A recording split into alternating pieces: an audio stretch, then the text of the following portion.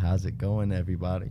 I'm here with Jacob and Josh Cross, and this is Perry Live. So today we got a couple of really fun topics to go over today.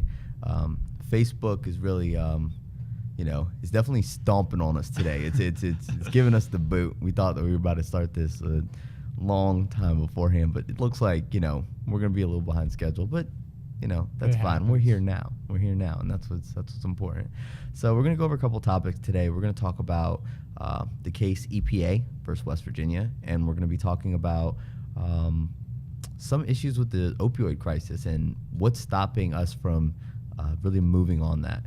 And I guess before we start, we can just talk about us going over to the Berkeley County Republicans meeting this week and getting to meet some of the candidates for the Board of Education.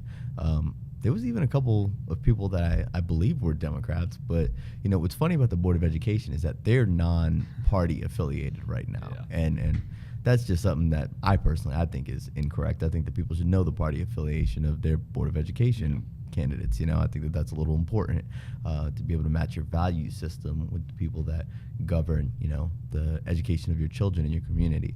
Now, just first takes us being there, what's kind of our first impression or something that we felt about the event? I mean, your speech was pretty good. I'll say that. Yeah. I appreciate that. I feel like, there was a lot of just candidates there. It was kind of an inner party meeting. So just to summarize kind of what had happened, or what was the main message that I felt needed to get out to everyone in the party was, that the Republican Party is in a transitory period right now. We can almost attribute it to a renaissance with the way that we are moving in a direction kind of similar to the Goldwater and Rockefeller divide in the party. So if you guys remember, in the 60s, there was a big split, whether we were going to continue down this path of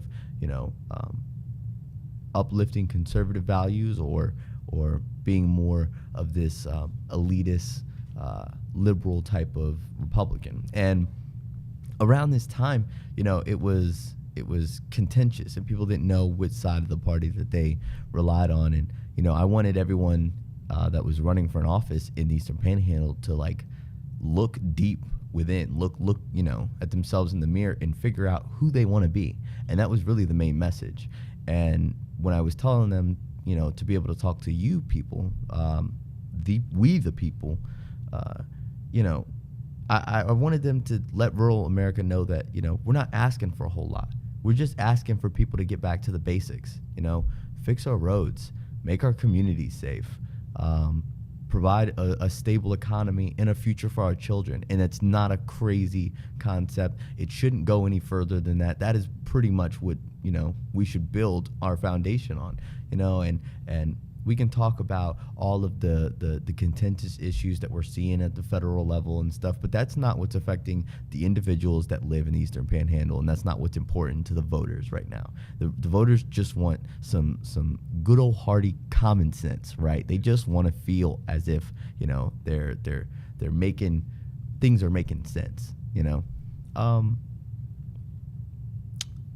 With the way that the speech went, I think that it was very receptive. A lot of the people in the party came, shook my hand afterwards, and was really kind to me, and just saying that we're headed in the right direction. And that was it felt good. But I really hope that they took what I said to heart, because this is an important election year, and as we're seeing at the federal level, I think at the state level it's even more important, right? Because there are some major things that need to happen. And that's why we chose to talk about the drug epidemic today, and why we're covering West Virginia versus EPA, because West Virginia versus EPA has far-reaching implications.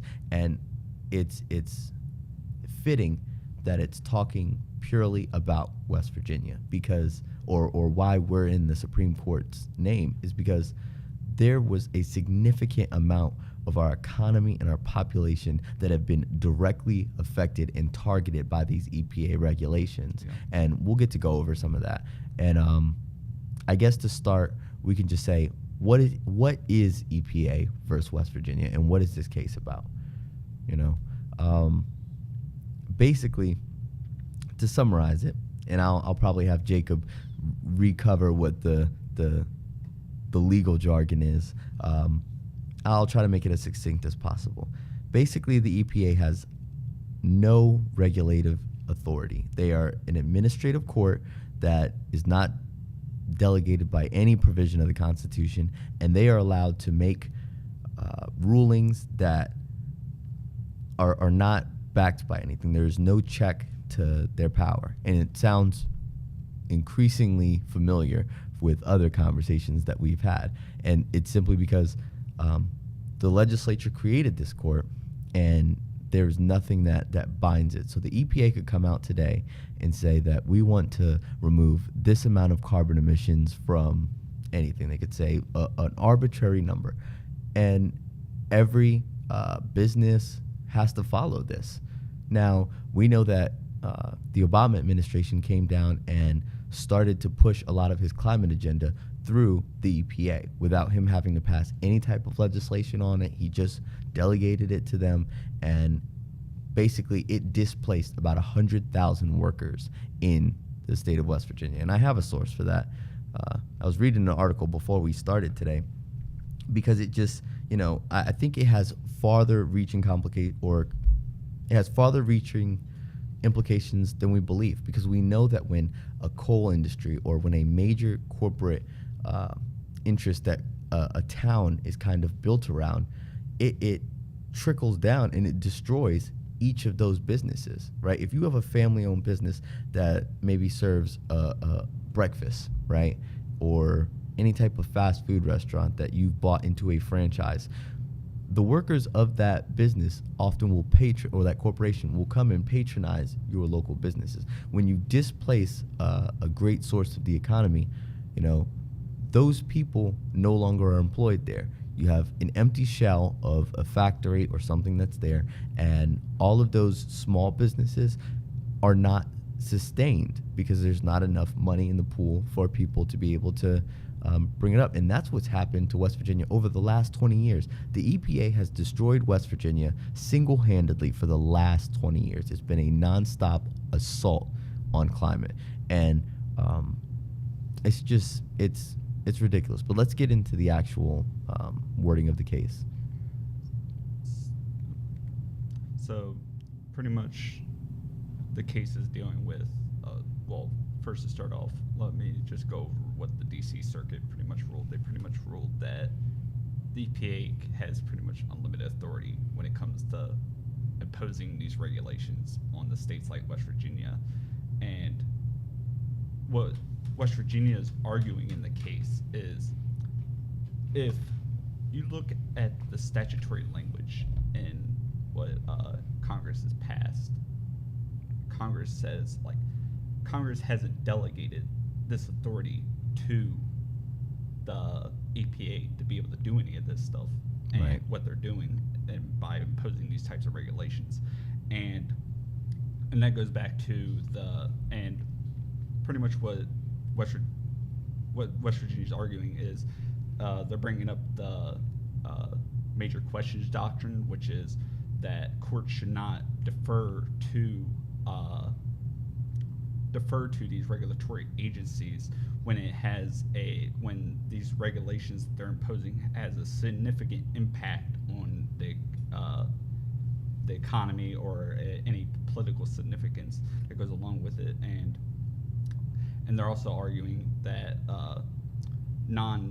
this is also a non-delegation issue, because this authority that the EPA has taken up is not, because they're pretty much coming up with new statutory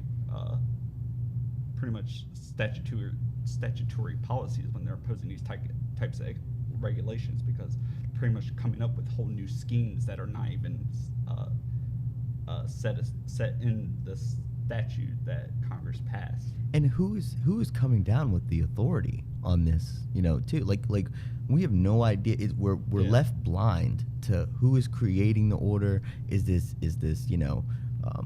are there climate scientists that are becoming activist judges that are sitting there, crafting this? I mean, who is it coming from? It just says EPA. Yeah. And I have the facts of the case pulled up, and it says that the Trump administration repealed the 2015 Clean Power Plan, which established guidelines for states to limit carbon dioxide emissions from power plants, and issued in its place the Affordable Clean Energy Rule, which eliminated or deferred the guidelines. However, the U.S. Court of Appeals for the D.C. Circuit vacated the ACE rule as arbitrary and capricious. One of the challengers was the North American Coal Corporation, and they challenged the EPA's authority to just so broadly regulate greenhouse gas emissions. Yeah, they pretty much set it up to where the EPA can pretty much adopt that clean power plan, and which is would greatly harm the state of West Virginia. I mean, yeah, and I think people think that West Virginia's kind of alone in this case, but they're not. There's a couple other states that have been hit by regulatory issues. And, it's funny. Not a lot of people know about how important or how prominent West Virginia is in the actual energy sector. Like, I want to say about it's 19% of the energy in, I want to say, 19% of the U.S.'s energy is coal, and West Virginia is about 11% of that. And that's even after a lot of these regulations have come in and just thrown their boot down on a lot of these corporations. And when I was going over the oral arguments for this case, like when Clarence Thomas was asking like his questions, like he was coming down on the counsel for the EPA and he pretty much made the counsel for the EPA admit that a lot of these businesses, a lot of these power plants going out of business is going to be a byproduct of these regulations. Like yeah, and it's funny how a bureaucrat in DC will make this a small issue, right? Yeah. They'll make it like it's oh yeah, there are unintended consequences. Well, there is about just according to the last census, 1 million or 1.7 million people that live in West Virginia. When 100,000 people lose their job, that is a significant slice of West Virginia. And we talked about that. It's not just retained to them. We only have 20,000 coal workers left in this country. And I know that there's certain bills and stuff still being deliberated in our state house because we don't really talk about federal issues here, but this has giant implications for tax money. I mean, I don't care what side of the aisle that you're on. Think about it this way. You can't have money for social programs if you don't have, coal or businesses in West Virginia. And that's another thing is when people lose these jobs, they're not going to want to stay in West Virginia because that's all that's there in West Virginia at the moment right now. And that's why West Virginia's been losing a lot of their population. Yeah, there's a mass exodus. Yeah. But go ahead. This is what I think. I think West Virginia should diversify their energy because, and also, we need energy that's reliable in West Virginia. I was looking up an article the other day about solar panels, and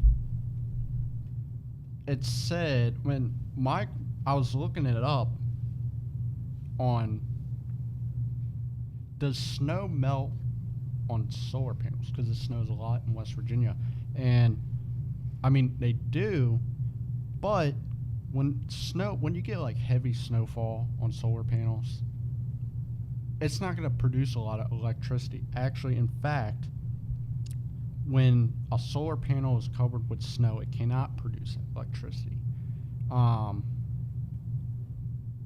And another thing that this article says is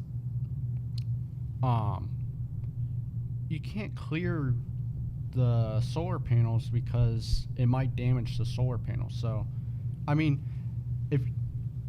if you want solar panels, then you can go ahead and get them. But, is it reliable in West Virginia? And also, wind turbines. There's wind turbines near, Mount Storm, near, the high elevated areas in West Virginia. Mm-hmm. And when me and Jacob are going to Philippi, West Virginia to see our family, more than half of the turbines are not working. Wow. So that's why I say, we need energy. I want a clean environment. I think we all do we want a clean environment. But at the same time, we don't want this major, instant shift into clean energy. It's got to be, gradual. Mm-hmm. Because if you do an instant shift, it's just not gonna work because it's gonna hurt the economy. And my problem is that these renewable energy sources, they sound fine and dandy, but it's not bringing out the output that we need to be, energy independent. And that is the main goal, right? I mean, I am not opposed to you going and putting solar panels on your house. I know even Thomas Massey, his entire property is actually powered by solar panels, because he's a MIT engineer and stuff, right? He's down with renewable energies. But, if we're trying to promote clean energy, why don't we do something that we know is effective, like nuclear? Yeah, nuclear. And the legislator just actually removed the block on nuclear energy in West Virginia. And so my ideas with that conversation is thorium, thorium, thorium, thorium, thorium. Having uranium for our nuclear power plants, I don't think is a good thing, because they have waste that'll last like thousands of years, right? But thorium is like not a weapons grade nuclear material that is actually puts out a great amount of output and isn't as toxic as like uranium is. And I would love to see a bunch of little thorium plants everywhere, with everybody able to, you know, have their American dream, build their own business, you know, and add to the growth of this beautiful state. Because, you know, when you actually travel into West Virginia and you see New River Gorge and you see Hawks Nest and you see, you know, just all of these different areas that we have in West Virginia, you know, it's beautiful. I love traveling to the state. And it's just, you know, it's sad seeing communities that are just decimated. I mean, these are self-reliant people. Yeah. You know, these are resilient people. They don't up and run. You know, the people that are here in West Virginia, they have been abandoned. You know, Yeah. the EPA came down, they dropped a heavy hand on them, and it doesn't look like the legislature is in any interest of helping the immediate people that need this help right now. We need to take care of our natives, and that'll bring people here. You know, we're too busy trying to find ways to bring people to West Virginia. How about we take care of our people here first, and then that'll make people want to come here. You know, that's how I look at it. Going back to the solar panels, you know, usually like the solar farms, like you need a lot of like solar panels to produce like a certain amount of electricity, and that's the same. I believe, I think so. I'm not sure, but that might be the case. It's probably the case with wind turbines too. And if you look at our terrain in West Virginia, it's mostly like hilly, like in the plateau of West Virginia, it's like elevated terrain. So that's why I say we need reliable energy in West Virginia. And another thing is, like, they talk about like they want to be 0% what carbon emissions. Well, it's like net zero. Net zero carbon emissions. That's their dream, their pipe dream. I don't know if that's possible, because like even if like you get rid of like all the fossil fuels and all that stuff, you're still gonna have people. You're still gonna have buildings and cities that actually represent 40% of carbon emissions. And plus, then, like, not even just talking about our country, like, it doesn't matter if we go to net zero. Like, you still have countries like China and India that are, like, I mean, significant polluters. Yeah. I mean, far more than us. And we also got to think that, you know, it's just, I always think, how naive is it that we are going to control the entire planet, you know, and how they enact their climate policies. We have, you know, are we trying to stunt the growth of some of these marginalized, you know, like tertiary nations out there? Because, you know, I'm sure they want to build city centers. I'm sure they want to get cars into their region. You know, it seems harmful to them too to sit there and put all of these extreme like climate measures in. Yeah. I mean, Another thing is, United States, like our continent, mhm. don't we have the cleanest like sources, like the cleanest like for instance oil and coal and stuff? Because like Russia, they got like dirty oil. And Yeah, I'm sure that in their, I'm sure they're not using climate, you know, saving bombs in their invasion of Ukraine. That's all I'm saying. You know, is that they're not putting seeds on their missile systems, you know, to plant a tree for every bomb that they throw. Or- you know? or They got solar- sunflower seeds. They, I mean, I have even seen like articles where they're like, you know, we should put, like, you know, or we should have green Humvees, you know, like Solar- electric Humvees, and I could think of nothing more terrifying than running out of like a battery in a combat zone, you know, while I'm sitting there like hey, is there a charger here in this country, or you know, like it's just Solar panel tanks. so yeah, genius. We should just do that, you know.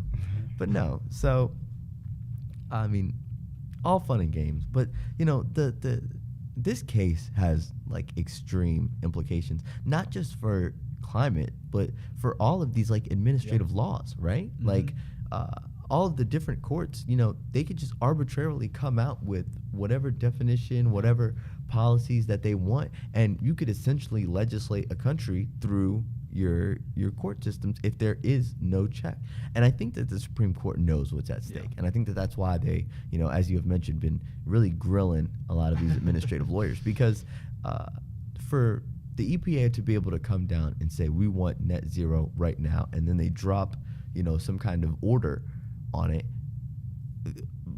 I mean, you could essentially say, you know, you want zero, and then we'd be like, well, people put out 0.06 carbon, you know, so we can't have people in America anymore either, you know. And I know that's like a doomsday metaphor or whatever, but that's the equivalent of what we're talking about here, is that they have a unlimited scope of what they can do, and that's just, it seems to be in all cracks of, And there's like you know, no our check system. on it at all. Like they just pretty much put out whatever And that they want. that instant shift would be detrimental to our economy. Yeah. It already has been, and that's what's sad. Yeah. You know. So I mean, if we have any like kind of last words on that topic, I'm really excited to get into some of the stuff on the opioid epidemic, because if we're talking about the environment, we should talk about that climate as well. And when the Supreme Court comes down with their decision in this case, we'll come back and talk about that. Oh, absolutely. We might even be able to put different pins in it as it continues to move along, because I know that, you know, we have a lot of episodes. The primary is coming up in just about 9 weeks, and, you know, we have a lot of preparing to do in that aspect, but this is something that is one of the most consequential cases of the 21st century, like by far. They'll be talking about this case for, you know, at least 100 years, you know. So, to get started with the drug opioid, or the opioid epidemic, you know, this one of the things that I felt like when we talked about that we all know exists. I mean, everybody, time and time again, they say, you know, West Virginia has a drug problem. I mean, even Bette Midler, when she was calling us, you know, basically deplorables and everything, right? She had mentioned that we're all drugged out, and there's, you know, a big problem with drugs in West Virginia. It's not hidden. It's not hidden, right? And when we put together some of the statistics that was released by WVU Medicine, we found out that every 7 hours there's an individual that dies of an overdose in West Virginia, and that's just an astronomical number. I mean, people are calling for 81 to be fixed, and someone dies 1 in every 60 days. There's 1 in every 7 hours. So it's a very hard topic to talk about, and you know, it's one of those things that we've been aware of, and pretty much every candidate and their mother has said something along the lines of, you know, I'm running to fix the drug problem. But you know what those candidates have never done? They've never talked about what has happened to allow this to go on. Why has this not bled over to some of our neighboring states? Why does this seem to be intrinsically a West Virginian problem? And that's what I hope to discuss today.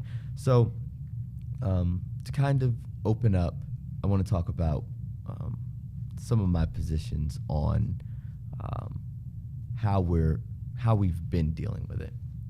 So to get the numbers that we have to basically build our case, I went and spoke to Nathan Harmon, right? I spoke to our sheriff, and the sheriff was telling me, you know, about some of the things that they've done. They've implemented different Narcan programs. We've really taken an extremely holistic approach to dealing with the drug problems. We did the safe needle drop set. I mean, pretty much everything that liberal media has told you to do to help the drug problem is pretty much what we've done or whatnot. Well, when I was working at the hospital, right, and we were having like something like 80 overdoses a month there. Like, it was out of control, One thing that I noticed was that like EMTs were bringing people in, and one day I just kind of talked to them and I was like, like, do these guys ever get like talked to by the police? And they said, nope. And I was like, wait. So that individual that just overdosed at like, Sheets or someplace, they've never spoke to a police officer.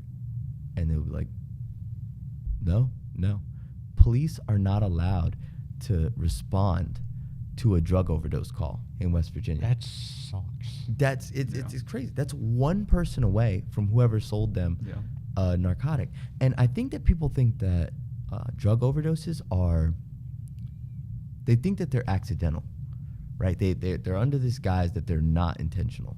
And that's just simply not true. So when you think about it, it sounds nice to have a Narcan-free program, but what is the Narcan being used for? I'll tell you. So a drug dealer will go and they'll get someone that uses heavy narcotics, right? And as they are like making their drugs, they'll make like an oxy or something. They'll press fake pills with fentanyl, right?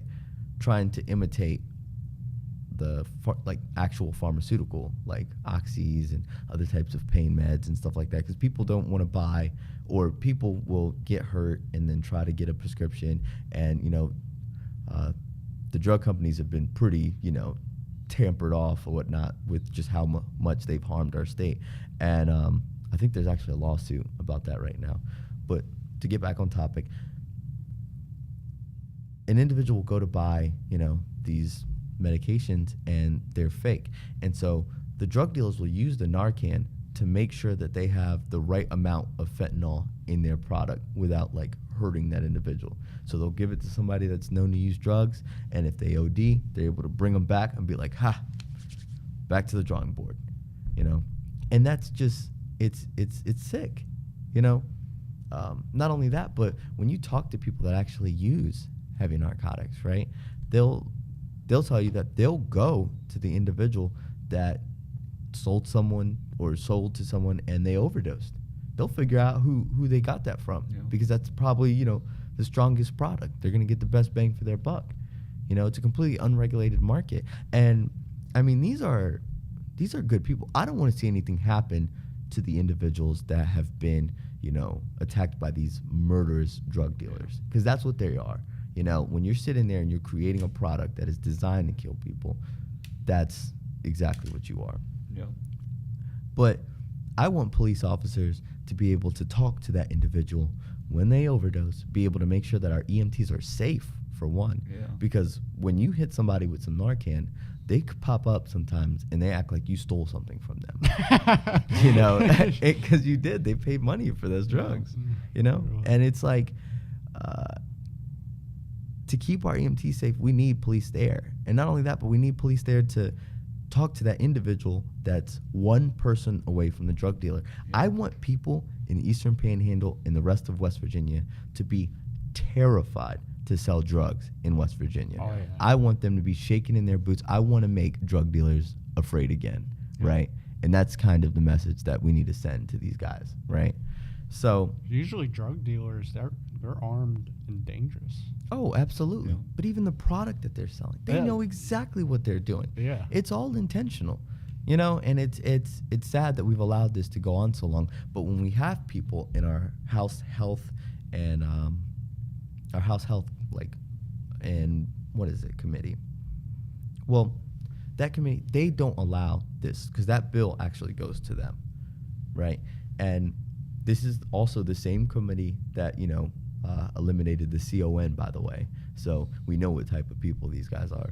But they're under this impression that it'll put people won't call for help when someone's overdosed. Listen, that's a myth. If you see your friend, your loved one that's, pale in the skin, that's literally not breathing, you know what I'm saying? That's turning blue, like you're gonna call for help, and we don't want any of those people to get in trouble. We want the people that are selling this mess in our communities to get in trouble, and that's that. It's just that message, it doesn't go any further than that. I think it's actually it's unkind to allow this to continue. I'm reading this article right now that came out today, and it says about 2/3 of the of overdose deaths are from like fentanyl. Yeah. Now, we know it's coming through the border, right? Yeah. And we are nowhere near the border. So why is it hurting us so much? Why is it somehow West Virginia is leading the nation in drug overdoses? How is this happening? And it's because our factories were getting shut down by the EPA. People have we're hard workers in this state. Yeah. People have actually had like substantial injuries from working like hard labor jobs, right? Mhm. So they get on different prescription medications and stuff like that. And then the drug companies started to get attacked. Doctors, who were once incentivized for prescribing as much pain meds as they could, are now terrified to put somebody on a pain medication. So now people are just in pain. They're looking for anything. They buy it off the street, Mm-hmm. And we live in tight-knit communities. I mean, there's not somewhere I can go out in Martinsburg that I don't recognize somebody I know, Like I'll walk into Walmart and I'm like, hey, Phil, hey, Chuck, hey, Bill, like. And a lot of those like pain medications that they were prescribing, like they're like highly addictive, and like that's what just once you're on that, you just get hooked right on it. That's why we need to like promote more medical cannabis in our state. This is true. This is true. And that's a funny thing that I don't think people even probably are aware of in our platform, is that like we support marijuana legislation. Like we support allowing people to treat themselves in different ways. And we've seen a lot of other states move into it. And there's really been no significant, damage from allowing a lot of this marijuana legislation to pass through. I did speak to one individual that was saying that we should make sure that it can be regulated in the way that people that are driving, it doesn't cause too many issues, like so that they don't get DUIs and stuff. But I'm absolutely in support of marijuana legislation in West Virginia. And not only that, but I think it would help the economy, right? I think that would boost a lot of sales, and we should start looking into different ways to kind of treat this drug problem. And that's something that I would be absolutely willing to put, as a priority along with this one problem. Well, right now, like in our state, it's really hard. Like you can't even grow your own plants. Like, it's like really hard. The only way to get access to like medical cannabis is if you get a license and you go to like a dispensary. There's not that many in the state. Like there's only like 2 or so. Isn't there like weird laws too on like the land? Like I haven't looked into the marijuana actually, problem. I've heard that there's a lot of taxes involved. Mm-hmm. Like people are, like, I think the people that grow them are taxed, and then the dispensaries are taxed, and that's what I've heard. There's a lot of taxes involved, but I'm not sure. Right. It's if it wasn't already around us, Virginia allowed it, Maryland allowed it, we're really getting behind. And that's pretty on par with West Virginia. Is we're the last to get on pretty much anything. We don't bring any ideas to the forefront. West Virginia doesn't lead the way. And it's just because I feel like we haven't had the right type of leadership that has looked at a problem before, you know what I'm saying? It's become an impact. But the thing about this drug epidemic thing is that like this hurts at a society level, you know? Like it's not just people think that it doesn't affect them because it's not like personally happening to them. Like they think, why does this bother me? Well, it does bother you when you get struck by a vehicle that somebody is using like heavy narcotics and stuff like that, like that is that then it's your problem. It becomes a problem when, you know, we have people moving into some of the apartments that are going to be built over there in Garment Mills, and it's right by the Mission and right by, you know, 7-Eleven, and, you know, it's adding 400 new homes. It's going to be hundreds of new people in this area. You know, we want them to be able to provide a safe area for their kids. Imagine people walking around like zombies, you know, while your kid's trying to go to school, while your kid's waiting for a bus stop. Well, you know, I mean, it's there's a bigger impact at play here, you know, and it's just, we need to start looking at, you know, maybe these holistic solutions are exacerbating the problem rather than helping. And it's not kind to allow things to continue to happen just because it doesn't seem nice. And the legislature just increased the penalty for people selling drugs, but that's not getting the problem. That's not getting the actual drug dealers. They need to feel like they are closer to the police than they are. We can't be passive in this. We need to start moving on it, you know. And I would love to see it because it's gonna improve the quality of life, and it's gonna make our community safer, you know. A small dose of fentanyl can actually affect a lot of people. It's like very, very lethal. You can overdose on less than like a penny's worth of fentanyl, like overdose and die. You know, I mean, one of the things is when I was working at the hospital too, it's funny, like pure heroin or fentanyl was not the most popular drug. The most popular drug was this thing called boot, right? And it's like these little like gelatin capsules, and it was like a speedball, right? Oh, yeah. So it had like an upper in it and a downer, and then they would take it and like, I mean, the body contortions and stuff they would do, the sweat, the, you know, like eyes rolling in the back of the head, the jawing. I mean, it was like a horror film. And you know that there's nothing that you can do. You know what we used to do? We used to sit there, we would hold them down really quick, try to give them some fluids or whatever, try to Narcan them and get the, you know, narcotic like out of their body, whatever. Because all it is just, it just stabilizes, or Narcan like will remove the narcotic effect off of you. So it's like, I mean, it's rough, man. And I mean, I pull people out of cars. You would see people that you were for sure, like this person has gone to glory, and you know, you sit there, give them that Narcan, and they are talking to me as if I'm talking to you, like they're just back, and you're like, whoa, like that's insane, you know. But when you talk to these people, man, they all have stories. You know, I've heard stories about a guy, he got in like a really bad car accident, got hooked on some meds, and then afterwards, you know, he just started looking for anywhere he could find pills and stuff like that. You know, people, they each of them have a different story of how they got there.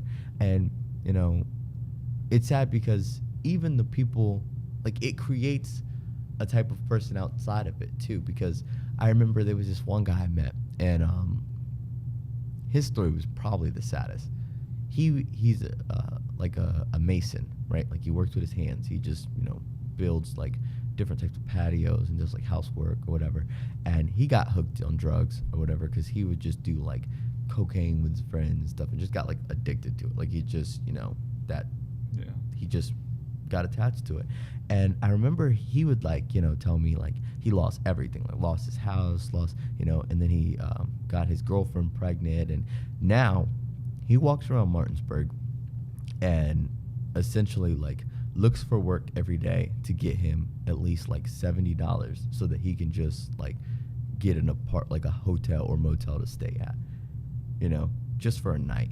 And it's like, that's the working poor. That is extreme poverty. You know, like, that dude works every day for the food to put in his mouth. He's not begging or whatnot. He's literally just looking for work. He'll get it done, and then, you know, he's trying to provide for his family. There's no way for that dude to really get a leg up, you know. And one of the things that I don't like about politics is that, like, you know, that guy is never talked about. You know, that dude is never thought about when we think about this type of legislation, right? Like we can sit there and talk about the, sure, we're trying to do things for a utilitarian thing or whatever, but people will tell me that my image of this problem in particular and my solution, make the drug dealers afraid again, they'll be like, that's cruel. And it's like, it's not cruel. What's cruel is allowing, this to continue to make more of that guy. What's cruel is allowing, mothers to lose their children to this mess. What's cruel is that, you're trying to defend people that taint, our community with drugs, and you're forgetting all about the victims that lay waste in their path. Just because they're not doing something physical to that person, just because they're not like stabbing them to death, don't let it be confused. That person is violent, and the actions that they are committing are violent. I don't care if you sell a little bit of weed or something, right?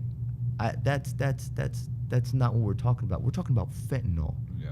We're talking about extremely heavy narcotics. You know what you're doing. You're making people addicted. You want a clientele, whatnot, and you are profiting off of the harm that you are putting on people. Exactly. So it's just this is one of those issues that are passionate to me, and I don't feel like our legislatures are taking it seriously. And they keep telling me or telling us in West Virginia, they're going to put some czar on it, some drug czar. We're going to do some research. We're going to put a survey up and then see, no. Forget your survey. Shove it. We've had enough. Yep.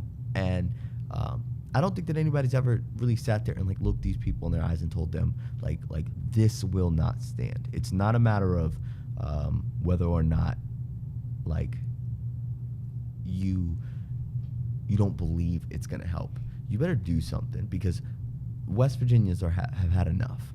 They've had enough. Have these politicians, have they been affected by the drug epidemic? And that's another thing. Or are they benefiting from it? I mean, it's a forever marketing tool, if you could say. Think about it.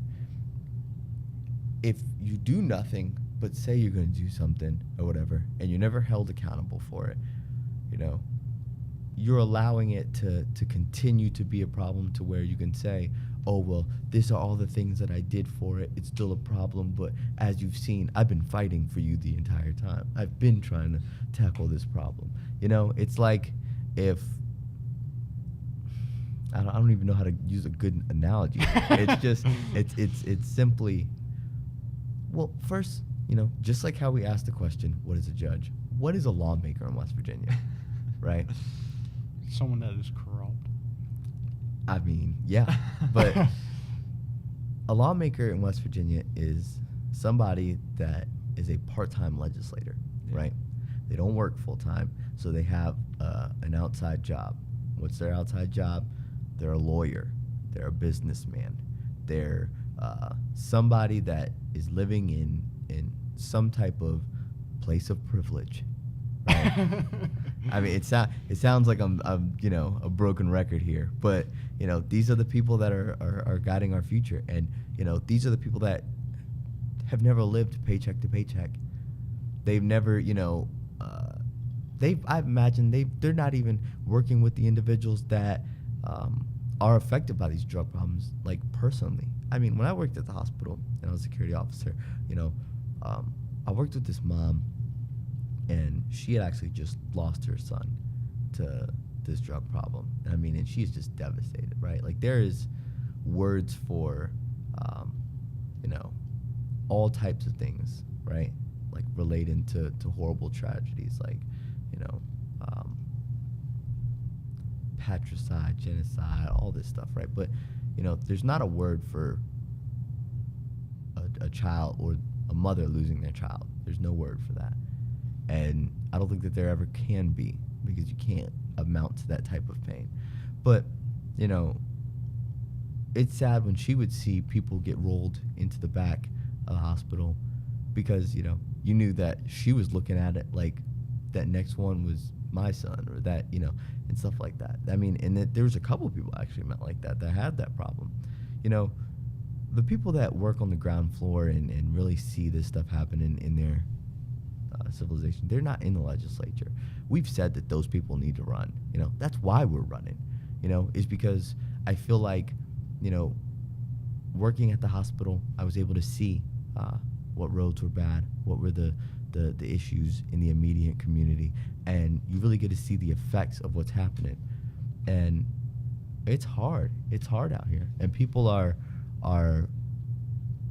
just looking for some common sense. I mean, even let's look at some of the recent things that have happened. We knew that gas prices were going to skyrocket when people were in session. Why wasn't there a legislature or a legislator that said, hey, we need to suspend the gas tax before it gets too bad? Now everybody in their mouth or mother is asking for us to suspend the gas tax. Now it's, the libertarians are saying it. They release a statement. The Democrats are saying it. There's certain Republicans saying it or whatever. I said it, while they were still in session. Why didn't they do it? Yeah. Why wasn't that the only thing that they were talking about? They were working on the budget proposals within the last couple of days of the session, and instead of saying, hey, let's suspend the gas tax because it's going to get hefty, now they're going to be out of session until next year, or until they're called. Till they're called by, someone calls for a session and it's accepted by the governor and everything else. I mean,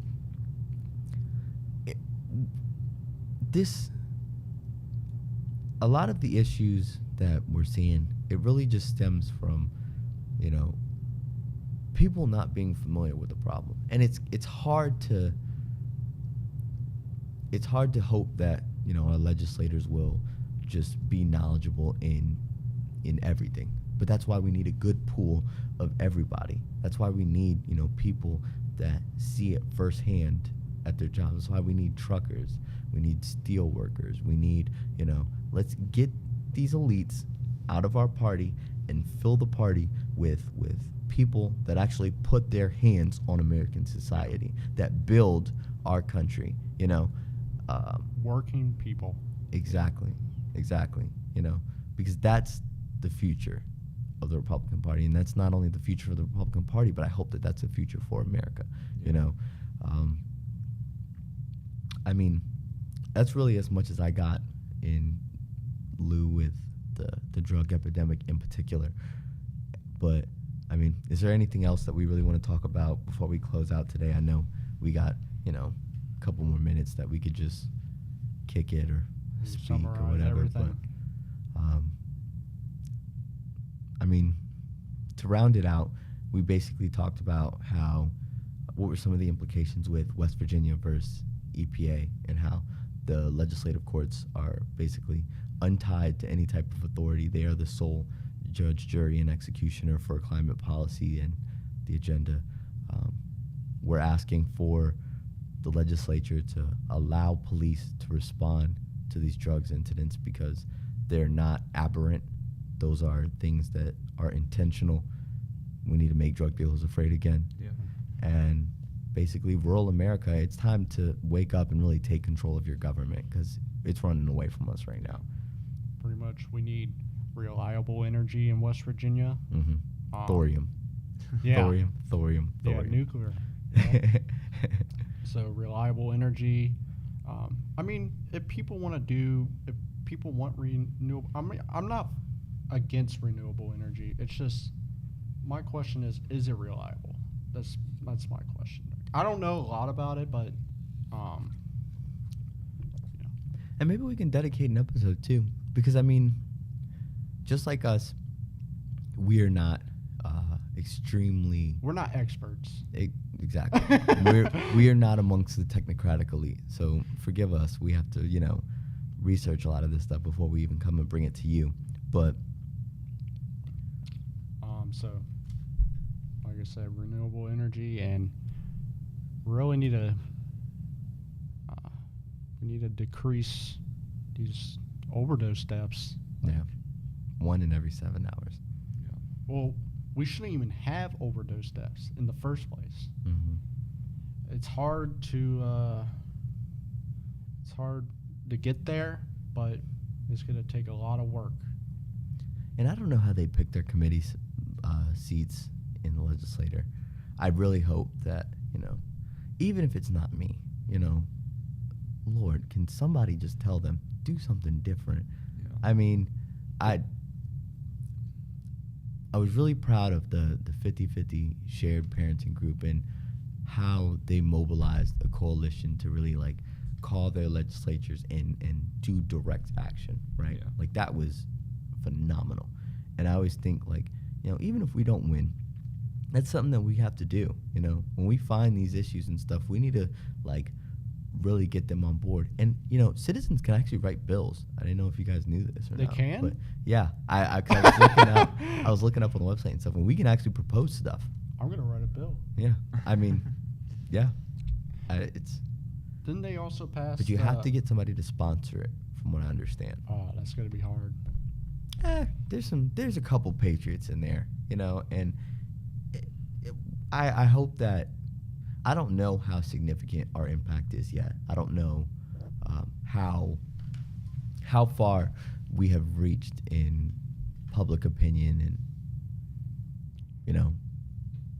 but there's a couple people that do reach out to us and do listen, and they're telling us that we're on the right track, and I think that that's what's important. We need to get our voice out there. Yeah. And we need more participation too. We do.